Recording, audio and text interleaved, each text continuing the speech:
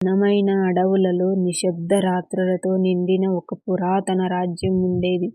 ఆ రాజ్యంలో ప్రజలంతా ఒక రహస్య దేవత పేరు చెప్పుకుంటూ భయభక్తులతో ఉండేవారు. ఆమె పేరు విచిత్రయక్షిణి. ఆమె ఎవరు? దేవత? దయ్యమా? ఎవరికీ స్పష్టంగా తెలియదు. కానీ ఒక నమ్మకం మాత్రం ఉండేది. ఆమె ధర్మవంతులను పరీక్షిస్తుంది, లోబులను శిక్షిస్తుంది. ఆ రాజ్యంలో అర్జునవర్మ అనే యువకుడు ఉండేవాడు. పేదవాడు, కానీ నిజాయితీకి నిలువెత్తు రూపంగా ఉండేవాడు. అడవిలో కట్టెలు కొట్టి రోజువారీ కూలీగా జీవించేవాడు. ఎప్పుడూ ఎవరి వస్తువును తాకేవాడు కాదు. అబద్ధమంటే భయపడేవాడు. ఒకరోజు రాత్రి భారీ వర్షం పడుతుంది. పిడుగులు, చీకటి. అర్జునవర్మ అడవిలోనే చిక్కుకుపోయాడు. అప్పుడే దూరంగా ఒక దీపం వెలుగు. ఆ అడవిలో ఇల్లు అని ఆశ్చర్యపోతూ అక్కడికి వెళ్ళాడు. విచిత్ర స్త్రీ. అక్కడ ఒక అద్భుతమైన స్త్రీ. కళ్ళలో వింత మెరుపు, మాటల్లో మధురం. ఆమె అడిగింది, ఈ రాత్రి ఇక్కడే ఉండవచ్చు కదా అని. అర్జునవర్మ వినయంగా తల ఊపాడు. ఆమె భోజనం పెట్టింది. బంగారు పాత్రలు, వింత వాసన. ఆ తరువాత ఒక ప్రశ్న అడిగింది.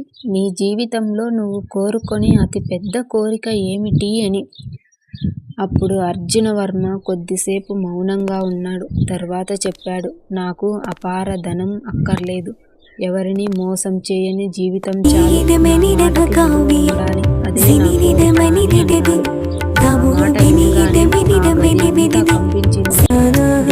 అదే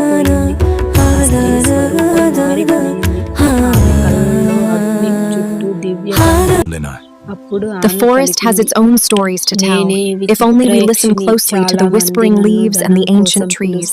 భోగాల కోసం వేడుకుంటారు, కానీ నువ్వు ధర్మాన్ని కోరుకున్నావు. అర్జునవర్మ భయంతో నేలపై కూర్చున్నాడు. విచిత్రయక్షిణి చెప్పింది, నీ మాటకి శక్తి ఇస్తాను. నీవు చెప్పిన సత్యం తప్పక నెరవేరుతుంది. కానీ గుర్తుంచుకో, లోభం నీ మనసులోకి వస్తే నీ వరమే నీకు శాపమవుతుంది అని చెప్పి ఒక్క మెరుపు అర్జునవర్మ అడవిలో ఒంటరిగా ఉండిపోయాడు. ఆమె ఇచ్చిన వరానికి ఫలితం ఆ రోజు తరువాత అర్జునవర్మ మాటకు గ్రామంలో విలువ పెరిగింది. అతని సలహాతో గొడవలు పరిష్కారమయ్యాయి. అతడు నాయకుడయ్యాడు, కానీ అహంకారం లేదు.